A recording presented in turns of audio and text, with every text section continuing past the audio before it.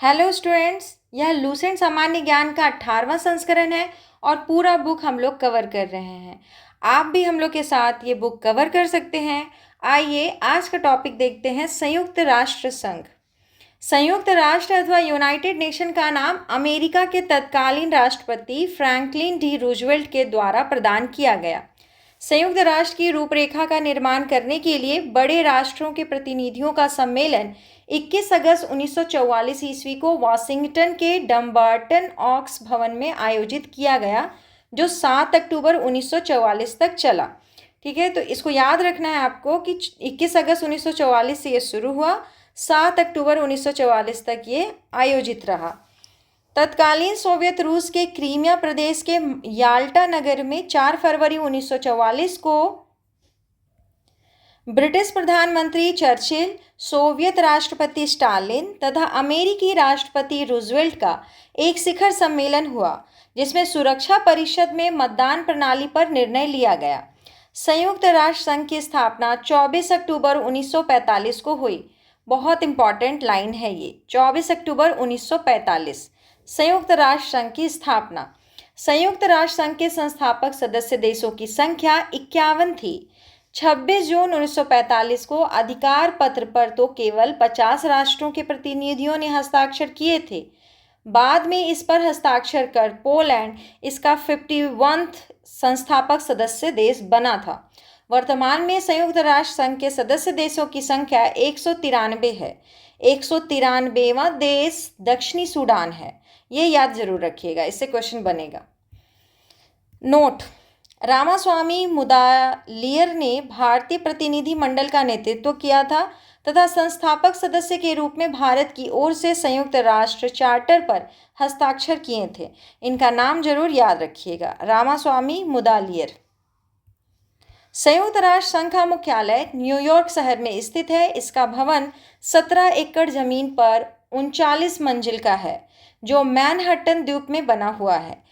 यह 17 एकड़ भूमि John D Rockefeller ने दान में दी थी। इसी में इसका सचिवालय है।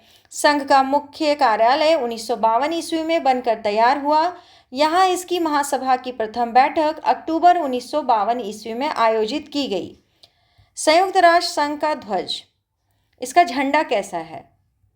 संयुक्त राष्ट्र संघ के ध्वज की पृष्ठभूमि हल्की नीली है और उस पर श्वेत रंग से राष्ट्र संघ का प्रतीक बना हुआ है। यह प्रतीक है 2 जैतून की वक्राकार शाखाएं जो ऊपर से खुली हुई हैं और उनके बीच विश्व का मानचित्र बना हुआ है। संयुक्त राष्ट्र की भाषाएं, कार्य करने वाली भाषा 2 हैं, अंग्रेजी और फ्रेंच। याद रखेंगे इसको, कार्य करने वाली भाषा 2 है, अंग्रेजी और फ्रेंच। अन्य भाषाएं जिन्हें राष्ट्र संघ की मान्यता प्राप्त हैं वो भाषाएं हैं चीनी, रशियन, अरबी तथा स्पेनिश। संयुक्त राष्ट्र संघ का बजट, संयुक्त राष्ट्र घोषणा पत्र के अनुच्छेद 17 के अनुसार बजट पर विचार करने एवं उसे अनुमोदित करने की जिम्मेवारी महासभा की है। इसका नियमित बजट महासभा द्वारा हर दूसरे वर्ष अनुमोदित किया जाता है। बजट महासचिव द्वारा पेश किया जाता है। अगर कभी पूछ ले कि बजट किसके द्वारा पेश होता है तो महासचिव के द्वारा पेश किया जाता है। चलिए नेक्स्ट पेपर पर चला जाए। मई 2026 में संयुक्त राष्ट्र के बजट में प्रमुख देशों का अंशदान, कौन कितना अंशदान करता है?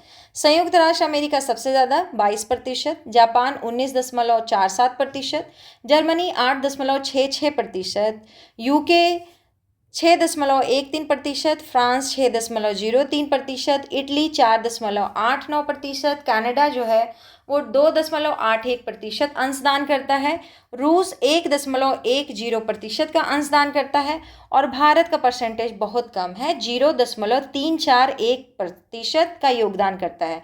तो आपको सबसे ज़्यादा वाला का भी याद रखना चाहिए, अमेरिका 22, और अपने भारत का याद रखना है 0.341। उसके बाद 1-2 ठो और याद कर लीजिए, जैसे जापान हो गया, जर्मनी हो गया। चलिए, संयुक्त राष्ट्र संघ के अंग, इसके निम्न 6 अंग हैं। ठीक है, महासभा है, सुरक्षा परिषद, आर्थिक व सामाजिक परिषद, प्रन्यास परिषद, अंतर्राष्ट्रीय न्यायालय और सचिवालय। ठीक है, 6 के बारे में आपको पढ़ना भी होगा। नीदरलैंड्स में हेग स्थित अंतर्राष्ट्रीय न्यायालय के अतिरिक्त सभी अंग संयुक्त राष्ट्र के न्यूयॉर्क स्थित मुख्यालय में है। ये इंपॉर्टेंट है, इसको जरूर याद रखेंगे। पहला पढ़िए, महासभा। इसमें सभी सदस्य देशों के प्रतिनिधि सम्मिलित होते हैं, इसलिए इसे विश्व की लघु संसद भी कहा गया है। अगर कभी पूछे कि विश्व की लघु संसद किसको कहते हैं तो उसे महासभा को कहते हैं। प्रत्येक देश इसमें 5 प्रतिनिधि भेज सकता है, परंतु उसका वोट सिर्फ एक ही होता है। महत्वपूर्ण प्रश्नों जैसे कि शांति एवं सुरक्षा से जुड़े मुद्दे, नए सदस्यों को प्रवेश और बजट निर्णय के लिए 2/3 बहुमत की जरूरत होती है। 2/3, ये इंपॉर्टेंट है। महासभा का नियमित सत्र हर साल सितंबर माह के तीसरे मंगलवार से शुरू होकर दिसंबर के मध्य तक चलता है। प्रत्येक नियमित सत्र की शुरुआत पर महासभा एक नए अध्यक्ष, 21 उपाध्यक्ष और महासभा की 7 मुख्य समितियों के अध्यक्षों का चुनाव करती है। नियमित सत्र के अलावा महासभा की सुरक्षा परिषद के आग्रह पर विशेष सत्र आयोजित किए जा सकते हैं। सुरक्षा परिषद की संतुति पर अंतर्राष्ट्रीय न्यायालय के न्यायाधीश, नए देशों को सदस्यता, महासचिव की नियुक्ति, राष्ट्र संघ का बजट पारित करना आदि महासभा के कार्य हैं। तो महासभा के कार्य पर जरूर ध्यान रखिएगा। सुरक्षा परिषद, यह संयुक्त राष्ट्र संघ का मुख्य अंग है और एक प्रकार से कार्यपालिका है। संयुक्त राष्ट्र घोषणा पत्र के अनुसार अंतर्राष्ट्रीय शांति और सुरक्षा को बनाए रखना सुरक्षा परिषद की मुख्य जिम्मेवारी है। इसी कारणवश एक मुहावरे के रूप में इसे दुनिया का पुलिसमैन भी कहा गया है। तो अगर कभी क्वेश्चन आ जाए कि दुनिया का पुलिसमैन किसको कहते हैं, तो सुरक्षा परिषद को कहते हैं।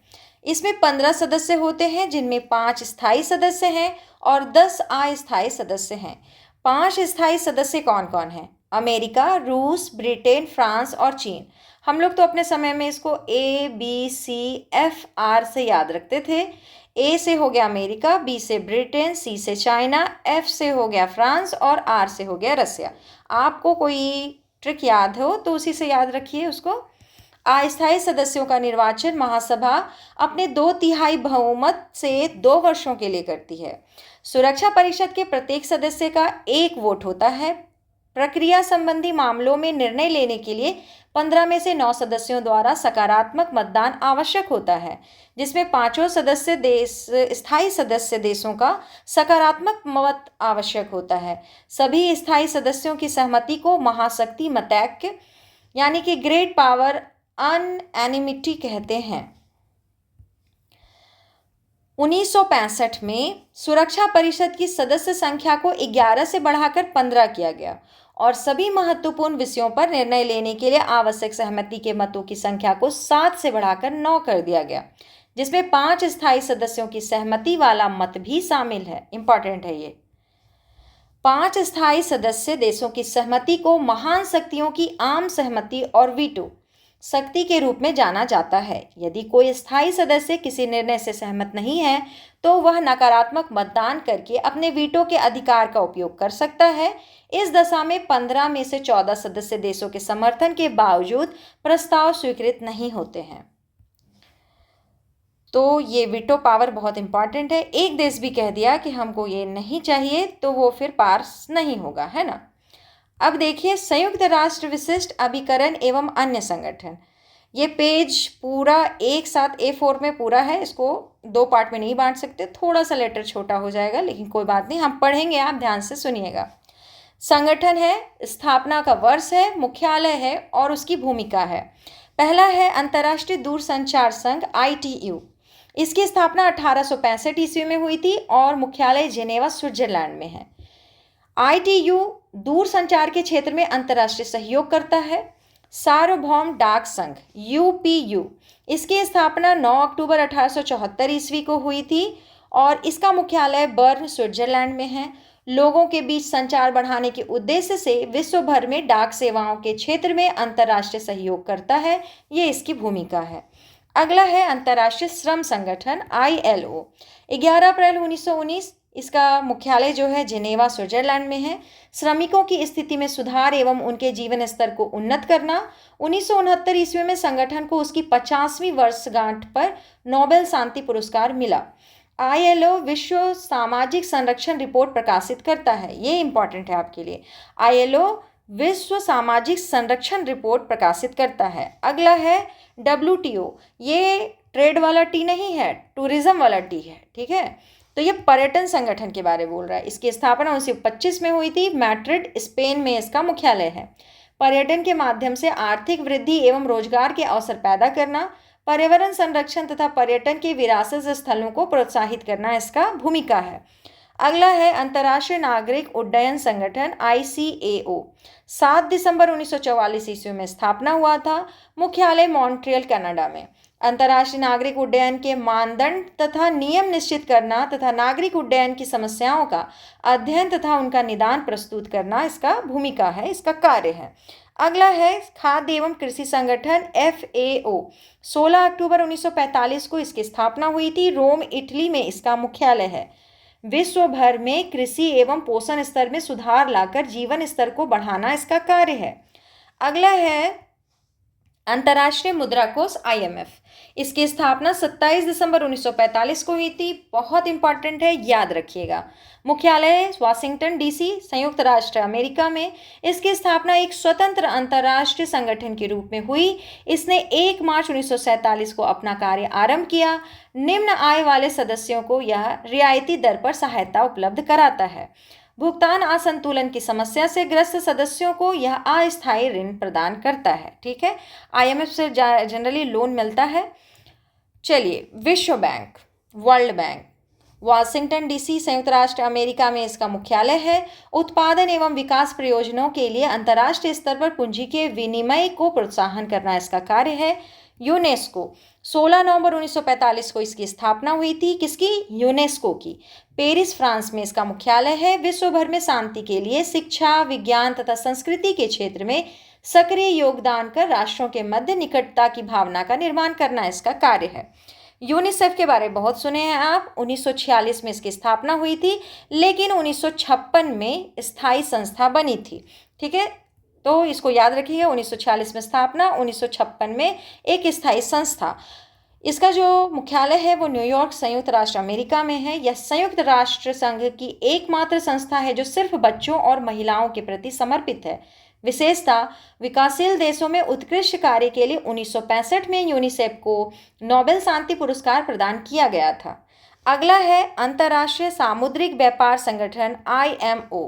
मार्च 1958 में इसकी स्थापना हुई थी। लंदन, ब्रिटेन में इसका मुख्यालय है। नौ परिवहन के क्षेत्र में सुरक्षा नियमों का निर्धारण तथा अंतर्राष्ट्रीय सहयोग में वृद्धि इसका कार्य है, इसकी भूमिका है। अगला है विश्व स्वास्थ्य संगठन WHO। 7 अप्रैल 1948 को इसका स्थापना हुआ था जेनेवा, स्विट्जरलैंड में। विश्व के समस्त लोगों के स्वास्थ्य की उच्चतम संभव दशा को प्राप्त करना, मतलब सबके स्वास्थ्य को अच्छा रखना इसका काम है। विश्व मौसम विज्ञान संगठन WMO, इसकी स्थापना 23 मार्च 1950 ईस्वी को हुई। जेनेवा, स्विट्जरलैंड में इसका मुख्यालय है। मौसम विज्ञान के क्षेत्र में अंतर्राष्ट्रीय सहयोग में अभिवृद्धि, प्राकृतिक आपदाओं को कम करने में मौसम विज्ञान का प्रयोग तथा मौसम विज्ञान के क्षेत्र में शोध एवं प्रशिक्षण को प्रोत्साहन देना विश्व मौसम विज्ञान संगठन का कार्य है। जैसा नाम है वैसा ही कार्य है, इसलिए बहुत ज़्यादा आपको इसमें दिमाग लगाने की जरूरत नहीं है। बस आप स्थापना याद कीजिए और उसका मुख्यालय याद कीजिए। ठीक है। अंतर्राष्ट्रीय परमाणु अभिकरण, 29 जुलाई 1957 को स्थापना हुआ। वियना, ऑस्ट्रिया में इसका मुख्यालय है। परमाणु ऊर्जा के शांतिपूर्ण उपयोग को प्रोत्साहन देना इसका काम है। अगला है संयुक्त राष्ट्र औद्योगिक विकास संगठन UNIDO। नवंबर 1966 ईस्वी में इसकी स्थापना हुई। वियना, ऑस्ट्रिया में मुख्यालय है। विश्व भर में लोगों की समृद्धि, आर्थिक मजबूती तथा जीवन स्तर में सुधार के लिए औद्योगिक आधार तैयार करना इसका कार्य है। अगला है विश्व बौद्धिक संपदा संगठन। इसकी स्थापना 1967 ईस्वी को हुआ। जेनेवा, स्विट्जरलैंड में इसका मुख्यालय है। बौद्धिक संपदा के लिए सम्मान बढ़ाना, बौद्धिक संपदा को संरक्षण तथा उसके उपयोग में तेजी लाना, बिल्कुल नाम जैसा है वैसे ही इसका कार्य है। अगला है अंतर्राष्ट्रीय कृषि विकास कोष। 1977 ईस्वी में इसकी स्थापना हुई। रोम, इटली में इसका मुख्यालय है। विकासशील देशों में निम्न वर्गों को उन्नत खाद्य उत्पादन तथा पोषाहार के साधन जुटाने में मदद करना इसका कार्य है। फिर है WTO, ये आपका व्यापार संगठन है, विश्व व्यापार संगठन। 1 जनवरी 1995 ईस्वी में इसकी स्थापना। जेनेवा, स्विट्जरलैंड में मुख्यालय है। बहुपक्षीय अंतर्राष्ट्रीय व्यापार प्रणाली के लिए संस्थागत तथा कानूनी आधार उपलब्ध कराना। अगला है व्यापार परमाणु परीक्षण प्रतिबंध संधि संगठन CTBT। ठीक है, ये थोड़ा सा जरूर याद रखिएगा। 19 नवंबर 1996, वियना ऑस्ट्रिया इसका मुख्यालय। सीटीबीटी के प्रावधानों का भूमंडलीय स्तर पर प्रमाणीकरण। अगला है रासायनिक हथियार निषेध संगठन, ओपेक नहीं, OPCW। 29 अप्रैल 1997 ईस्वी को इसकी स्थापना हुई थी। द हेग, नीदरलैंड में इसका मुख्यालय है। रसायन विज्ञान के शांतिपूर्ण उपयोग को सुनिश्चित करना, रासायनिक हथियारों के विकास, निर्माण, भंडारण तथा प्रयोग को रोकना इसका कार्य है। इसकी भूमिका यही है। अब आगे है विश्व पर्यटन संगठन की स्थापना 1925 में हेग में राजकीय पर्यटन प्रकाशन के अंतर्राष्ट्रीय संगठन के तौर पर की गई। द्वितीय विश्व युद्ध के पश्चात इसे जेनेवा ले जाया गया और अंतर्राष्ट्रीय राजकीय पर्यटन संगठन नाम से इसका पुनर्नामकरण किया गया। वर्ष 1975 में इसे विश्व पर्यटन संगठन के तौर पर फिर से नामकरण किया गया। विश्व बैंक 5 संस्थाओं का एक समूह है। 1945 में स्थापित अंतर्राष्ट्रीय पुनर्निर्माण एवं विकास बैंक। दूसरा है 1956 में स्थापित अंतर्राष्ट्रीय वित्त निगम। तीसरा है 1960 में स्थापित अंतर्राष्ट्रीय विकास संघ।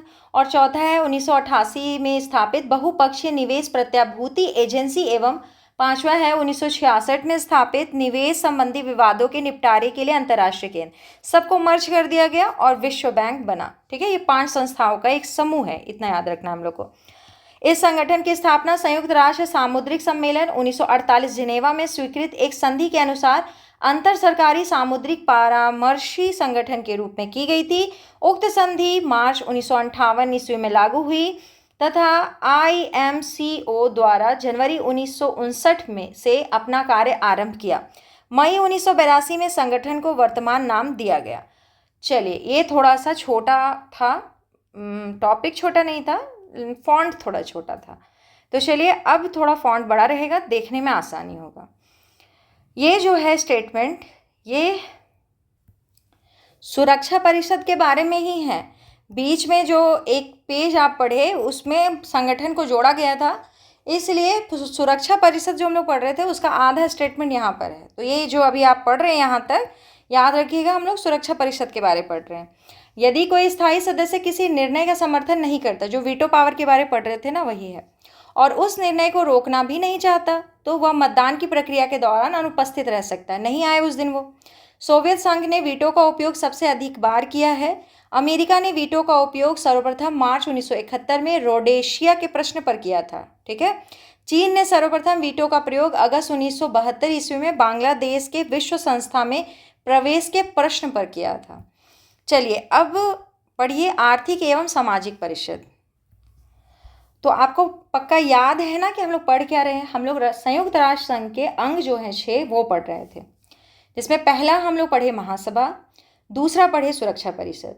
महासभा को हम लोग विश्व की लघु संसद कहते हैं और सुरक्षा परिषद को हम लोग दुनिया का पुलिसमैन कहते हैं, है ना। अब हम लोग उसी का तीसरा अंग जो है वो पढ़ रहे हैं, आर्थिक व सामरिक परिषद। सामाजिक परिषद भी इसको कह सकते हैं, आर्थिक व सामाजिक परिषद। फिर प्रन्यास परिषद पढ़ेंगे, फिर अंतर्राष्ट्रीय न्यायालय, फिर सचिवालय। ठीक है, तो आपको पता होना चाहिए कि आप पढ़ क्या रहे हैं। तो अभी हम लोग जो पढ़ रहे हैं वो है आर्थिक एवं सामाजिक परिषद। ये संयुक्त राष्ट्र संघ का तीसरा अंग है। वर्तमान में आर्थिक एवं सामाजिक परिषद की सदस्य संख्या 54 है। प्रारंभ में सदस्य संख्या 18 थी। 1966 ईस्वी में संशोधन के बाद सदस्यों की संख्या 27 कर दी गई। फिर 24 सितंबर 1973 के संशोधन के बाद इसकी सदस्य संख्या 54 कर दी गई। इसके सदस्यों का कार्यकाल 3 वर्ष का होता है। कितने वर्ष का? 3 वर्ष का होता है। यह एक स्थायी संस्था है, परंतु इसके 1/3 सदस्य यानी 18 सदस्य प्रतिवर्ष पद मुक्त होते हैं, परंतु अवकाश ग्रहण करने वाला सदस्य पुनः निर्वाचित हो सकता है। परिषद में प्रत्येक सदस्य राज्य का एक ही प्रतिनिधि होता है। इसमें निर्णय साधारण बहुमत से होता है। देखिए, एकदम आराम से आप बैठ करके ईमानदारी से सुनते जाइए और आपको कुछ नहीं करना है। आर्थिक एवं सामाजिक परिषद की बैठकें वर्ष में 2 बार होती हैं। अप्रैल में न्यूयॉर्क में तथा जुलाई में जेनेवा में होता है। दोनों याद करने में बहुत आसान हो जाएगा, जुलाई में जेनेवा। परिषद अपना कार्य विभिन्न प्रकार के आयोगों, स्थायी समितियों तथा विशेष संस्थाओं के माध्यम से पूरा करती है। कुछ आयोग के नाम हैं आर्थिक और रोजगार आयोग, जनसंख्या और यातायात आयोग, और तीसरा है संयुक्त राष्ट्र बाल संकट कोष यूनिसेफ। अगला है प्रन्यास परिषद, इसको बोलते हैं ट्रस्टीशिप। ठीक है, संयुक्त राष्ट्र संघ ने राष्ट्र संघ की मैंडेट अवस्था के स्थान पर न्यास पद्धति को ग्रहण किया और उसके संचालन के लिए न्यास समिति का निर्माण किया। न्यास पद्धति का मूल सिद्धांत यह है कि इस समय कुछ पिछड़े हुए अल्प विकसित और आदिम दशा वाले प्रदेशों के निवासी इस योग्य नहीं हैं कि वे अपने देश का शासन स्वयं कर सकें। इन्हें दूसरे विकसित देश की सहायता अपेक्षित है। विकसित देशों का यह दायित्व है कि वे उनके विकास में पूरी सहायता दें और जब तक ये अपना शासन खुद करने के लिए समर्थ नहीं हो जाते तब तक इनके हितों की देखभाल न्यास या अमानत ट्रस्ट समझते हुए करें, इनका अपने स्वार्थ के लिए शोषण ना करें। जिन राष्ट्रों को न्यास का भार सौंपा गया है ऐसे राज्य हैं ऑस्ट्रेलिया, न्यूजीलैंड, अमेरिका और ब्रिटेन। रूस, चीन एवं फ्रांस सुरक्षा परिषद के ऐसे स्थायी सदस्य हैं जिनके शासन में कोई न्यास क्षेत्र नहीं है। ठीक है, अगर कभी पूछ ले कि किसके अंतर्गत या किसके पास न्यास परिषद या न्यास क्षेत्र नहीं है तो वो है रूस, चीन एवं फ्रांस। किसके किसके पास है तो ऑस्ट्रेलिया के पास है, न्यूजीलैंड के पास है, अमेरिका के पास है और ब्रिटेन के पास है। प्रन्यास परिषद में वर्तमान में 12 सदस्य हैं जिनमें 4 प्रबंधकर्ता देश, 3 सुरक्षा परिषद के स्थायी सदस्य होने के कारण स्थायी सदस्य और 5 निर्वाचित सदस्य हैं। नवंबर 1994 में अमेरिका द्वारा प्रशासित प्रशांत द्वीप पलाऊ के स्वतंत्र होने के साथ ही प्रन्यास परिषद के कार्य लगभग समाप्त हो गए हैं। ठीक है, अब ऐसा कोई पेपर पे तो नहीं बचा हुआ है कोई जगह, कोई देश जिसको अब इस टाइप का हेल्प का ज़रूरत हो। चलिए, सचिवालय के बारे में हम लोग पढ़ेंगे। सचिवालय जिसे संयुक्त राष्ट्र का कार्यालय कहते हैं, इसके दिन प्रतिदिन के कामों को निपटाता है। इसका मुख्यालय न्यूयॉर्क में स्थित है। सचिवालय का प्रमुख महासचिव होता है जिसे महासभा द्वारा सुरक्षा परिषद की सिफारिश पर 5 वर्ष की अवधि के लिए नियुक्त किया जाता है। महासचिव को दोबारा भी नियुक्त किया जा सकता है। आप बहुत का नाम पढ़ेंगे जो अपने सेकंड टेन्योर में है। ठीक है, घोषणा पत्र के अनुसार महासचिव संगठन का मुख्य प्रशासनिक अधिकारी होता है। जनवरी 2017 से पुर्तगाल के अंतोनियो गुटेरस संयुक्त राष्ट्र संघ के नए महासचिव हैं। अभी फिलहाल यही हैं, एंटोनियो गुटेरस यही अभी हैं, इनका दूसरा कार्यकाल चल रहा है। अब देखिए टेबल यहाँ पर दिया गया है कि आप याद कर लें कि कौन कौन अभी तक संयुक्त राष्ट्र के महासचिव रह चुके हैं। तो इतना बड़ा टेबल आपको याद करने की ज़रूरत नहीं है। एक बार आपको मन हो तो आप वीडियो पॉज करके पढ़ लीजिए। बाकी याद रखिएगा, अभी जो 9वें नंबर के हैं एंटोनियो गुटेरस जो पुर्तगाल के हैं, 1 जनवरी 2017 से इनका कार्यकाल जो है शुरू हुआ और ये अभी 31 दिसंबर 2026 तक रहेंगे। ये लगातार दूसरे कार्यकाल हेतु नियुक्त हुए थे, इसलिए इतना लंबा समय इनका है। उसके बाद फिर अभी तो ऐसे बहुत सारा नाम है जिसके लिए चुनाव शुरू होने वाला है। तो बस आप देखेंगे कि इस साल अंत तक होते होते एक नया हम लोगों को नाम मिल जाएगा जिसको याद करना पड़ेगा। ठीक है, तो अभी इस साल तक में कोई क्वेश्चन आए तो एंटोनियो गुटेरेस पुर्तगाल आप टिक लगा सकते हैं 2026 लास्ट तक। अंतर्राष्ट्रीय न्यायालय अब हम लोग पढ़ेंगे। अंतर्राष्ट्रीय न्यायालय की स्थापना हेग नीदरलैंड में 3 अप्रैल 1946 ईस्वी को की गई थी। अंतर्राष्ट्रीय न्यायालय की संविधि में 5 अध्याय तथा 70 अनुच्छेद हैं। इसमें न्यायाधीशों की संख्या 15 रखी गई है। इनकी नियुक्ति 9 वर्षों के लिए होती है। प्रत्येक 3 वर्ष बाद 5 न्यायाधीश अवकाश ग्रहण करते हैं। कोई भी 2 न्यायाधीश एक ही देश के नहीं हो सकते हैं। न्यायाधीश अपने में से ही एक अध्यक्ष तथा उपाध्यक्ष को 3 वर्ष के लिए चुनते हैं। वर्तमान में अमेरिका के जॉन ई डोनोगी अध्यक्ष एवं रूस के किरिल जीवोर्गेन उपाध्यक्ष हैं। ठीक है, दोनों का नाम थोड़ा याद रखिएगा। न्यायालय की सरकारी भाषाएं फ्रेंच तथा अंग्रेजी हैं। न्यायालय का कोरम जो है वो 9 है। ठीक है, कोरम किसको कहते हैं? कार्यवाही संचालन के लिए न्यायाधीशों की न्यूनतम संख्या जो होता है उसको कोरम कहते हैं। तो कोरम कितना है? 9 है।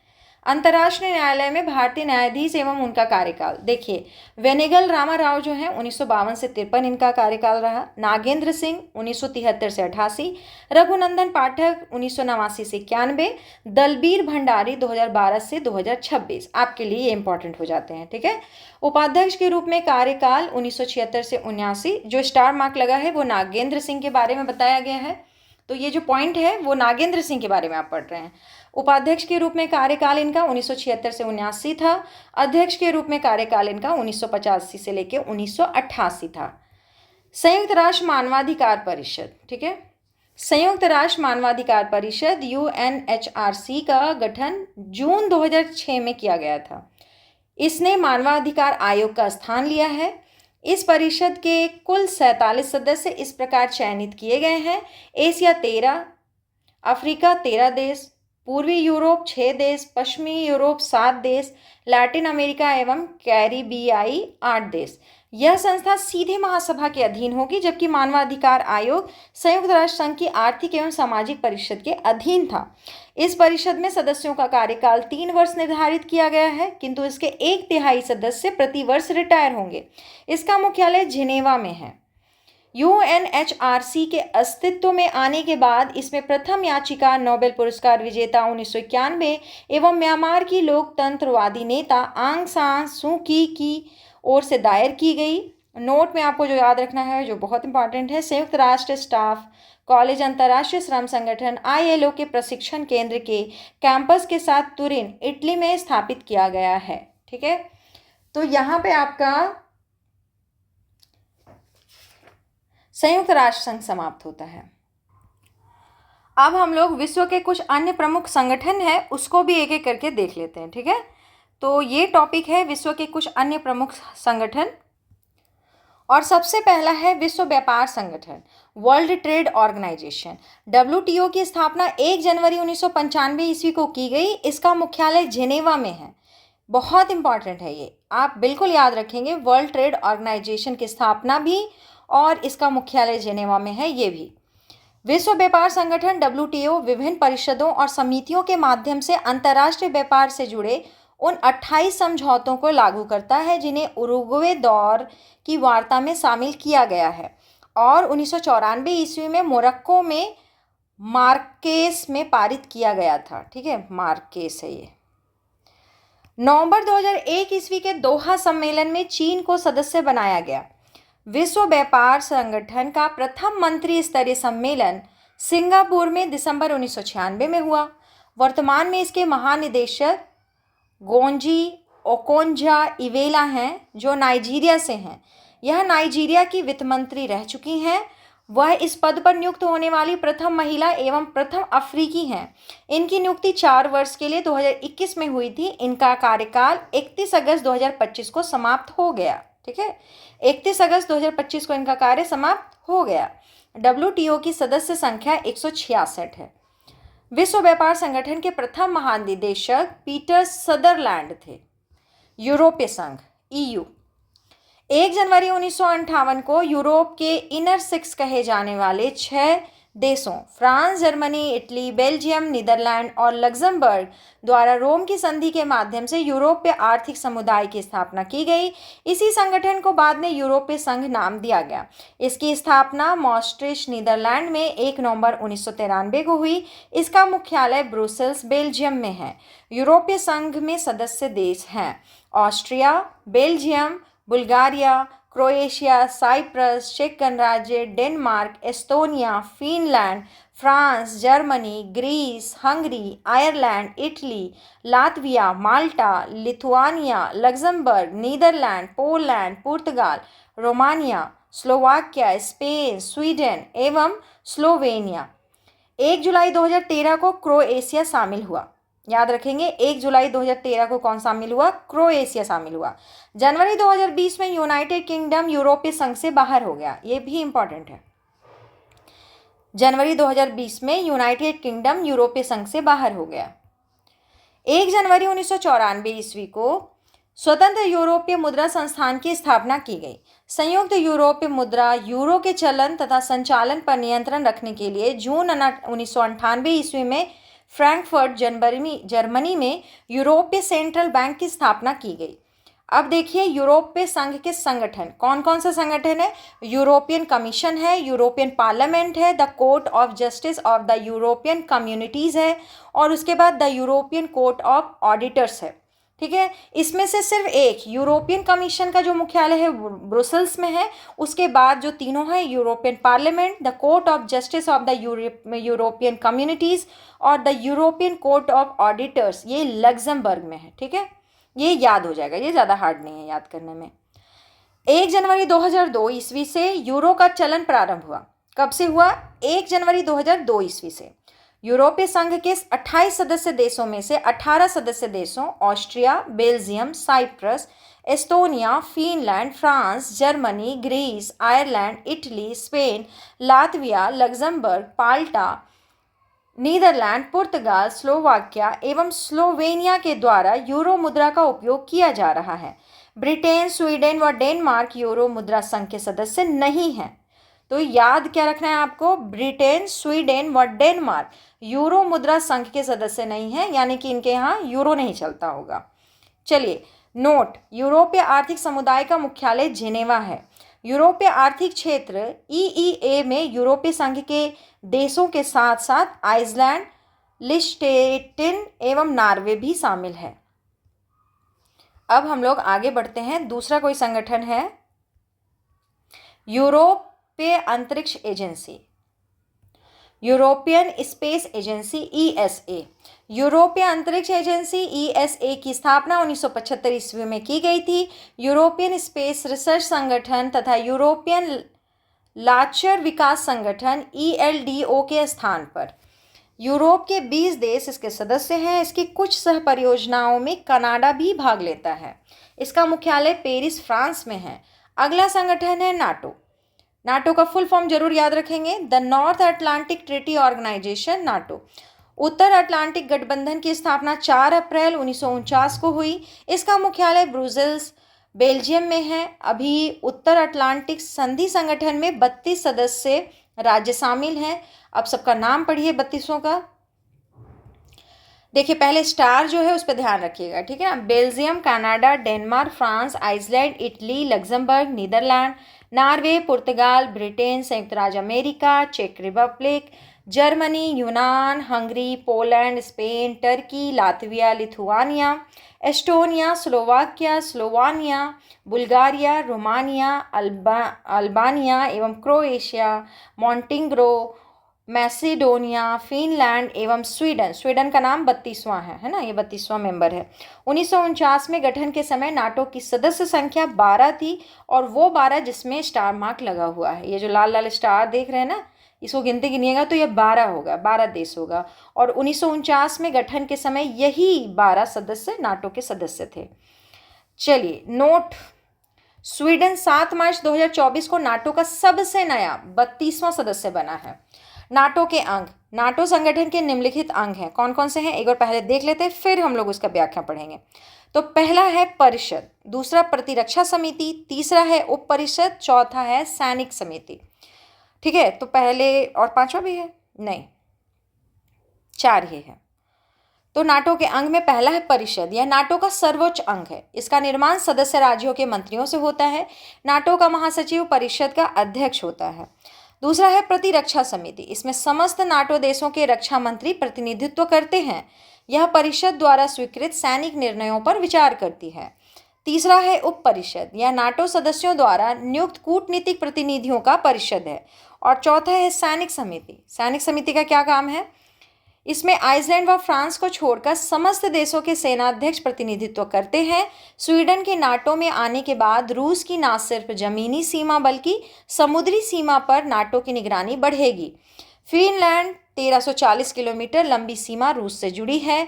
अगर फिनलैंड को कुछ होता है तो स्वीडन से होकर नाटो सेना फिनलैंड रूस बॉर्डर तक पहुंच सकती है। ठीक है, एक पर हमला कीजिएगा तो सब पर हमला माना जाता है। यही कॉन्सेप्ट पर नाटो काम करता है। एशियाई विकास bank, Asian development bank, ADB, इसकी स्थापना 19 दिसंबर 1966 में 31 सदस्यों के साथ की गई थी। इसका मुख्यालय मनीला में है। इसके सदस्य देशों की संख्या 69 है। इसके 3 प्रतिनिधि कार्यालय टोक्यो, फ्रैंकफर्ट तथा वाशिंगटन DC में है। इसका याद रखेंगे, ठीक ना। ADB का 3 प्रतिनिधि कार्यालय कहाँ है? टोक्यो में है, फ्रैंकफर्ट में और वाशिंगटन DC में है। आर्थिक सहयोग और विकास संगठन, Organisation for Economic Cooperation Development, OECD, 1948 ईस्वी में गठित यूरोपीय आर्थिक सहयोग संगठन को 1961 ईस्वी में आर्थिक सहयोग एवं विकास संगठन के रूप में परिवर्तित कर दिया गया। इसका मुख्यालय पेरिस, फ्रांस में है। इसके सदस्य देशों की संख्या 34 है। कितनी है? 34 है। ये इंपॉर्टेंट है आपके लिए। अगला है आसियान। आसियान का पूरा नाम दक्षिण पूर्वी एशियाई राष्ट्रों का संघ, association of south east Asian Nations है। इसकी स्थापना 8 अगस्त 1967 को हुई। उस समय इंडोनेशिया, मलेशिया, फिलीपींस, सिंगापुर व थाईलैंड ने इसका गठन किया था। आसियान का आदर्श वाक्य है, एक दृष्टि, एक पहचान, एक समुदाय। अब अगले पेज पे चला जाए। 8 अगस्त को आसियान दिवस के रूप में मनाया जाता है। इसके सदस्य देशों की संख्या 10 है। सदस्य देशों के अंग्रेजी नामों के वर्ण क्रम के आधार पर आसियान की अध्यक्षता वार्षिक रूप में बारी बारी आती है। आसियान का केंद्रीय सचिवालय जकार्ता, इंडोनेशिया में है। 24 अगस्त 1996 ईस्वी को भारत को आसियान का पूर्ण संवाद सहभागी बना लिया गया। रूस एवं चीन को भी पूर्ण संवाद सहभागी का स्तर प्रदान किया गया है। अगला है दक्षिण एशियाई क्षेत्रीय सहयोग संघ, सार्क। फुल फॉर्म याद रखेंगे, the South Asian Association for Regional Cooperation. SAARC का फुल फॉर्म हुआ, पूछेगा। इसका मुख्यालय काठमांडू, नेपाल में है। सार्क की स्थापना 7 से 8 दिसंबर 1985 ईस्वी में की गई थी। इसके सदस्य देश हैं भारत, पाकिस्तान, बांग्लादेश, नेपाल, भूटान, श्रीलंका, मालदीव एवं अफगानिस्तान। सार्क का प्रथम शिखर सम्मेलन 1985 में ढाका में हुआ था। अब देखिए G8, अब तो G8 G7 हो गया है। इसकी स्थापना 1975 ईस्वी में फ्रांस द्वारा की गई थी। इसके सदस्य देश हैं Canada, America, Britain, France, Germany, Japan, Italy एवं रूस। 20 से 22 जून 1997 ईस्वी को अमेरिका के शहर डेनवर संपन्न G7 के शिखर सम्मेलन में रूस को G7 का सदस्य बनाया गया था। ठीक है। फिर मार्च 2014 में रूस को G8 से निलंबित कर दिया गया, यानी कि पहले भी ये G7 था, फिर ये G7 हो गया। G8 जब हुआ था, जब इस लोग रूस को अपने में जोड़े थे, फिर उसको भगा दिए। अरब लीग, इसका पूरा नाम अल जामिया एड दुबल अल अरबिया है। इसकी स्थापना 22 मार्च 1945 को काहिरा इसका मुख्यालय है, वहीं पर हुआ था। इसके सदस्य देशों की संख्या 22 है। अरब लीग की सदस्य संख्या पूछे तो 22 है, जिसमें प्रमुख है मिस्र, इराक, जॉर्डन, लेबनान, सऊदी अरब, सीरिया, यमन। सीरिया को 12 वर्ष के बाद वापसी किया गया, फिर से उसको जोड़ा गया। 11 नंबर है पेट्रोलियम निर्यातक देशों का संगठन। इसको हम लोग ओपेक कहते हैं। फुल फॉर्म याद रखिए, Organization of Petroleum Exporting Countries. OPEC की स्थापना 1960 में बगदाद में हुई थी। जरूर से ये याद रखना है, कब हुई थी? 1960। कहाँ हुई थी? बगदाद में। इसका मुख्यालय वियना, ऑस्ट्रिया में है। इसके संस्थापक सदस्य थे ईरान, इराक, कुवैत, सऊदी अरब तथा वेनेजुएला। वर्तमान समय में इसके सदस्य देशों की संख्या 12 है। Iran, Kuwait, Saudi Arab, Venezuela, Libya, Algeria, Iraq, UAE, Nigeria, Ecuador, Gabon एवं इक्वेटोरियल गिनी। गैबोन ने 1994 ईस्वी में एवं इंडोनेशिया ने 2008 ईस्वी में ओपेक की सदस्यता त्याग दी। ये सभी वो कंट्रीज हैं जो तेल बेचते हैं, ठीक है, कच्चा जो तेल है वो बेचते हैं। तो रूल रेगुलेशन जब इन लोगों को अपने हिसाब से नहीं समझ में आने लगता है तो ये संस्था इस संगठन को छोड़ देते हैं। तो गैबोन 1994 में छोड़ दिया और इंडोनेशिया 2008 में इसकी सदस्यता को त्याग देता है। कतर को जनवरी 2019 में हटा दिया गया, इस संगठन से निकाल दिया गया। अब पढ़िए रेड क्रॉस के बारे में। इसकी स्थापना 1863 ईस्वी में हेनरी ड्यूरेंट ने जेनेवा में की। मुख्यालय जेनेवा, स्विट्जरलैंड। ना जाने कितना परीक्षा में इसके बारे में पूछा गया है, जरूर से याद रखेंगे।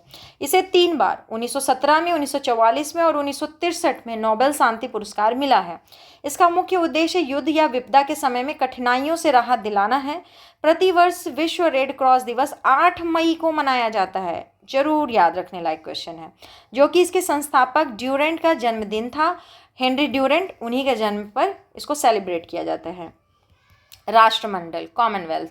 राष्ट्रमंडल उन देशों का संगठन है जो कभी ब्रिटिश साम्राज्य के अधीन रहे थे, और हमारा भारत भी रहा था, इसलिए हम लोग भी कॉमनवेल्थ में जुड़े हुए हैं। राष्ट्रमंडल का मुख्यालय लंदन में है। आधुनिक राष्ट्रमंडल का जन्म 1949 में लंदन घोषणा के माध्यम से हुई थी। वर्तमान में राष्ट्रमंडल के सदस्य देशों की संख्या 56 है। राष्ट्रमंडल का सर्वाधिक प्रभावशाली अंग राष्ट्रमंडलीय शासनाध्यक्षों का सम्मेलन है। राष्ट्रमंडल हो गया। अब अगला जो है वो है गुट निरपेक्ष आंदोलन, नाम NAM। गुट निरपेक्ष देशों का पहला शिखर सम्मेलन 1961 ईस्वी में बेलग्रेड में हुआ। गुट निरपेक्ष देशों की सदस्य संख्या वर्तमान में 120 है। गुट निरपेक्ष आंदोलन का सम्मेलन जिस देश में होता है वही देश इसकी अध्यक्षता करता है। इसका सचिवालय काठमांडू में है। अगला है स्वतंत्र राष्ट्रों का राष्ट्रकुल CIS। CIS के बारे में जानिए। CIS की स्थापना 8 दिसंबर 1991 को बेलारूस, रूस एवं यूक्रेन के राष्ट्राध्यक्षों ने किया। इसका मुख्यालय मिन्स्क, बेलारूस में है। 21 दिसंबर 1991 को सोवियत संघ से अलग हुए अन्य 8 देश Armenia, Azerbaijan, Kazakhstan, Kyrgyzstan, Moldova, Turkmenistan, Tajikistan एवं उज्बेकिस्तान ने आल्मा-अटा प्रोटोकॉल पर हस्ताक्षर कर CIS के सदस्य बने। दिसंबर 1993 में जॉर्जिया इसका सदस्य बना, लेकिन अगस्त 2008 में इसने सदस्यता त्याग दी। ठीक है, तो जॉर्जिया थोड़ा स्पेशल केस है, 1993 में जुड़ा और 2008 में सदस्यता त्याग दिया। सोवियत संघ से अलग हुए 15 राष्ट्रों में से 9 राष्ट्र CIS के सदस्य एवं तुर्कमेनिस्तान अनौपचारिक सदस्य और यूक्रेन यथार्थ सदस्य है लेकिन औपचारिक सदस्य नहीं है। अब है एस्टोनिया, लातविया व लिथुआनिया CIS के सदस्य कभी नहीं बने, ना बने ना त्यागे, है ना। जैसे कि जॉर्जिया बना, फिर क्या किया, सदस्यता त्याग दिया, लेकिन एस्टोनिया, लातविया और लिथुआनिया कभी भी CIS के सदस्य बने ही नहीं थे। अब पढ़िए 16 नंबर, ब्रिक्स। वर्ष 2009 में ब्राजील, रूस, भारत व चीन ने एक नए आर्थिक संगठन पहले ब्रिक था, ब्रिक की स्थापना की। इसका मुख्यालय संघाई में है। इसका प्रथम शिखर सम्मेलन 16 जून 2009 को रूसी शहर येकेटरिनबर्ग में हुआ। 15 अप्रैल 2010 में ब्राजीलिया में हुए इसके दूसरे सम्मेलन में दक्षिण अफ्रीका को इसके सदस्यता प्रदान करने की सहमति बनी। दक्षिण अफ्रीका के शामिल होने के बाद इसका नाम ब्रिक्स कर दिया गया। Brazil, Russia, India, China and South Africa. 14 अप्रैल 2011 में सान्या, चीन में हुए ब्रिक्स के तीसरे सम्मेलन में दक्षिण अफ्रीका पहली बार शामिल हुआ। 15 से 16 जुलाई 2014 को के फोर्टालेजा, ब्राज़ील सम्मेलन में ब्रिक्स विकास बैंक स्थापित करने की सहमति बनी है। इस प्रस्तावित बैंक का मुख्यालय चीन के संघाई शहर में होगा। शुरुआती 6 वर्षों तक इसकी अध्यक्षता भारत के पास रहेगी। तदुपरांत क्रमशः ब्राज़ील व रूस 5-5 वर्षों के लिए अध्यक्ष होंगे। जुलाई 2025 में ब्रिक्स के सदस्यों की संख्या 11 है, जो है ब्राज़ील, रूस, भारत, चीन, दक्षिण अफ्रीका, मिस्र, इथियोपिया, ईरान, संयुक्त अरब अमीरात, सऊदी अरब और इंडोनेशिया। इंडोनेशिया सबसे नया सदस्य है जो जनवरी 2025 में शामिल हुआ। बहुत इंपॉर्टेंट क्वेश्चन है आपके लिए। विश्व के प्रमुख संगठन और उनके मुख्यालय, ये टेबल रट लेंगे तो बहुत काम हो जाएगा। ठीक है, सबसे पहले है गैट, इसका मुख्यालय जिनेवा में है। एमनेस्टी इंटरनेशनल का मुख्यालय लंदन में है। एशियाई विकास बैंक ADB के बारे जो आप पढ़े थे वो मनीला में है। दक्षिण पूर्वी एशियाई राष्ट्रों का संघ आसियान, जकार्ता में इसका मुख्यालय है। नाटो का मुख्यालय ब्रुसेल्स में है। अफ्रीकी एकता संगठन आदिस अबाबा, ये यहाँ जाएगा ना, हाँ। रेड क्रॉस जेनेवा में इसका मुख्यालय है। शार्क का मुख्यालय काठमांडू में है। और संयुक्त राष्ट्र पर्यावरण कार्यक्रम UNEP जिसको कहते हैं, उसका मुख्यालय नैरोबी में है। अगला देखिए इंटरपोल पेरिस, लेओस इसका मुख्यालय है। WTO विश्व व्यापार संगठन जेनेवा में इसका मुख्यालय है। अमेरिकी राज्यों का संगठन वाशिंगटन DC में मुख्यालय है। अरब लीग का मुख्यालय काहिरा में है। और परस्पर आर्थिक सहायता परिषद, है ना, ये इसका मॉस्को में है। और वर्ल्ड काउंसिल ऑफ चार्जेस, इसका मुख्यालय जिनेवा में है। अब कुछ ही बचा होगा, ज़्यादा नहीं बचा होगा, इसलिए बहुत ज़्यादा परेशान नहीं होंगे। यूरोपीय ऊर्जा आयोग, इसका मुख्यालय जिनेवा में है। अफ्रीकी आर्थिक आयोग जो है, इसका मुख्यालय आदिस अबाबा में है। पश्चिमी एशिया आर्थिक आयोग बगदाद में मुख्यालय है। संयुक्त राष्ट्र शरणार्थी उच्च आयोग UNHCR, इसका जेनेवा में है। अंतर्राष्ट्रीय परमाणु ऊर्जा एजेंसी, इसका मुख्यालय वियना में है। संयुक्त राष्ट्र औद्योगिक विकास संगठन यूनिडो का मुख्यालय वियना में है।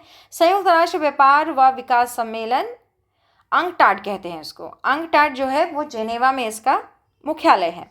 विश्व वन्य जीव संरक्षण कोष WWF ग्लांड स्विट्जरलैंड में मुख्यालय है। अंतर्राष्ट्रीय ओलंपिक कमेटी IOC लुसाने में मुख्यालय है। यूरोपीय कॉमन मार्केट, इसका मुख्यालय जेनेवा में है। अब अगला है चोगम क्या है, राष्ट्रमंडलीय राष्ट्राध्यक्ष सम्मेलन है। स्टांसबर्ग में इसका मुख्यालय है। पेट्रोलियम उत्पादक देशों का संगठन, जिसको हम लोग ओपेक कहते हैं, इसका मुख्यालय वियना में है। आर्थिक सहयोग और विकास संगठन OECD, इसका मुख्यालय पेरिस में है। यूरोपीय मुक्त व्यापार संघ, इसका मुख्यालय जेनेवा में है। कॉमनवेल्थ राष्ट्रमंडल, इसका मुख्यालय लंदन में है। यूरोपीय आर्थिक समुदाय EEC, इसका मुख्यालय जेनेवा में है। यूरोपीय संसद, इसका मुख्यालय लग्जमबर्ग में है। यूरोपीय स्पेस रिसर्च ऑर्गेनाइजेशन, इसका जो मुख्यालय है वो पेरिस में है। इसके बाद है यूरोपीय परमाणु ऊर्जा समुदाय, ब्रुसेल्स में इसका मुख्यालय है। एशिया और प्रशांत क्षेत्रों का आर्थिक और सामाजिक आयोग, ये बैंकॉक में मुख्यालय है। यूनिसेफ का मुख्यालय न्यूयॉर्क में है। और ये बहुत इंपॉर्टेंट है, ये क्वेश्चन कितने एग्जामों में पूछा जा चुका है और पूछा जाएगा भी, ठीक है, ये कभी पुराना नहीं होता है। समकालीन संयुक्त राष्ट्र अंतर्राष्ट्रीय वर्ष, अंतर्राष्ट्रीय मृदा वर्ष 2015 को घोषित किया गया था। अंतर्राष्ट्रीय प्रकाश एवं प्रकाश से तकनीक वर्ष 2015 को घोषित किया गया था। अंतर्राष्ट्रीय दलहन वर्ष 2016 को घोषित किया गया था। सतत पर्यटन विकास वर्ष 2017 को घोषित किया गया था। अंतर्राष्ट्रीय स्वदेशी भाषा वर्ष 2019 को घोषित किया गया था और 2019 में और 2 है। मॉडरेशन का अंतर्राष्ट्रीय वर्ष और रासायनिक तत्वों की आवर्त सारणी का अंतर्राष्ट्रीय वर्ष भी 2019 को घोषित किया गया था। पादप स्वास्थ्य का अंतर्राष्ट्रीय वर्ष और नर्स एवं दाई का अंतर्राष्ट्रीय वर्ष 2020 को घोषित किया गया था। ठीक है, इस टाइप का क्वेश्चन बनता है, इसलिए आप इसको जरूर ध्यान में रखें तो अच्छा है।